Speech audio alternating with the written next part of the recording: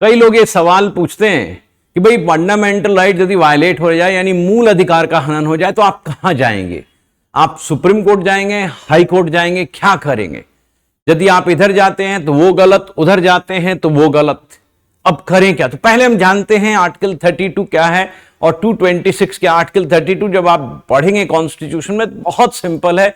ये कहता है right to enforce fundamental right is guaranteed, यानी मूल अधिकार के संरक्षण के लिए आप सर्वोच्च न्यायालय जा सकते हैं।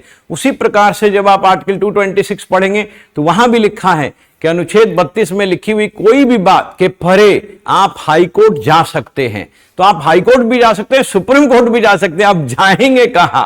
समस्या है यहां।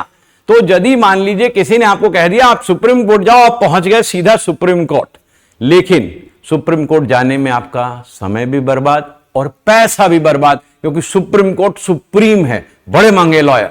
अब आप कहां जाएंगे? तो 226 कहता है कि आप हर प्रकार के फंडामेंटल राइट और अदर राइट्स के वायलेशन के लिए भी हाई कोर्ट जा सकते हैं। आप पढ़िएगा अनुच्छेद 226 संविधान का, आपको यह बताएगा notwithstanding anything contained in article 32 you can approach high court for violation of fundamental right और एनी अदर राइट, यानी कि आप अनुच्छेद 32 में लिखी हुई किसी बात के अलावा हाई कोर्ट जा सकते हैं अनुच्छेद 226 में किसी भी मूल अधिकार के हनन के लिए और किसी भी प्रकार के राइट के हनन के लिए। और मैं आपको एक खास बात बताऊं, अनुच्छेद 226 जो हाई कोर्ट डील करता है, ये जो हाई कोर्ट है ना, ये हाई कोर्ट के पास बड़ा एनॉर्मस पावर है।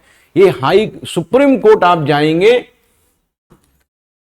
आप सुप्रीम कोर्ट जाएंगे तो आपके फंडामेंटल राइट के वायलेशन के लिए रिलीफ मिलेगा, लेकिन आप यदि हाई कोर्ट जाएंगे तो आपके फंडामेंटल राइट के लिए भी और अदर राइट के वायलेशंस के लिए भी वहां रेमेडी है। तो इसको एनॉर्मस पावर है। एक बात और जानिए कि आप फंडामेंटल राइट के हनन के लिए जब सुप्रीम कोर्ट जाएंगे तो मोस्टली आप स्टेट के खिलाफ जाएंगे, लेकिन 226 में क्या है? आप स्टेट के खिलाफ भी जा सकते हैं और अन्य के खिलाफ भी जा सकते हैं। तो this is very wide power, ये बहुत विस्तृत अधिकार है। और आपको पता ही है कि आपके राज्य में कोई ना कोई जरूर हाई कोर्ट होगा, तो आप हाई कोर्ट जाएंगे तो आपके लिए रेमेडी आसान होगा, सरल होगा, समय की बचत होगी, पैसे की बचत होगी, वकील की फीस भी कम लगेगी और आपको परेशानी भी कम होगी। और मान लीजिए खुदा ना खास्ते हाई कोर्ट ने आपको रिलीफ नहीं दिया तो आपके पास एक रेमेडी सुप्रीम कोर्ट में आर्टिकल 32 में या किसी अन्य आर्टिकल में बचा रहेगा। तो ध्यान रखिएगा कि यदि आपके समक्ष ऐसी कोई समस्या आती है कभी, तो आप हाई कोर्ट पहले अप्रोच करिएगा। हालांकि सुप्रीम कोर्ट से सवाल पूछा गया था कि क्या यह जरूरी है कि हाई कोर्ट पहले जाए?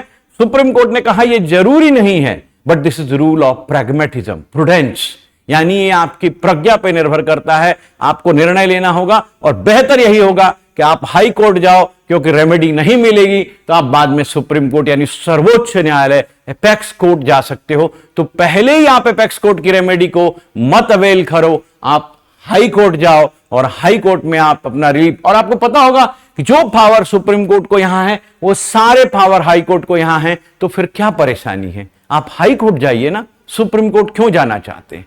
तो बात को समझिएगा और इस प्रकार की जानकारी के लिए हमें फॉलो करिएगा, लिखिएगा। देखिए हम लगातार इस प्रकार के वीडियो बना रहे हैं ताकि आम जनता को, क्लैट के बच्चों को, सीयूईटी के बच्चों को, एपीओ के बच्चों को, जुडिशरी के बच्चों को, आईएएस के बच्चों को बेहतर जानकारी मिल सके। इसीलिए हमने एम्बिशन पब्लिकेशंस से इस प्रकार के बैरक भी लिखे जिसमें हमने इस प्रकार के सवाल बनाए। हम अपना सेंटर दिल्ली, पटना, कोलकाता, देहरादून चला रहे हैं और हम आपको बता रहे हैं कि एम्बिशन दृढ़ प्रतिज्ञ है कि विधि शिक्षा में क्रांति लाई जाए और बेहतर से बेहतर पढ़ाया जाए। अभी हमने पटना में एपीओ का टेस्ट सीरीज भी शुरू किया है। पहला टेस्ट कल ही था, बच्चों को बहुत पसंद आया था। आप बच्चों का रिव्यू देखिएगा, आप भी लाइक करिएगा, हमें ज्वाइन करिएगा। Thank you very much. फिर मिलते हैं दूसरे वीडियो में बहुत अच्छी जानकारी के साथ। धन्यवाद।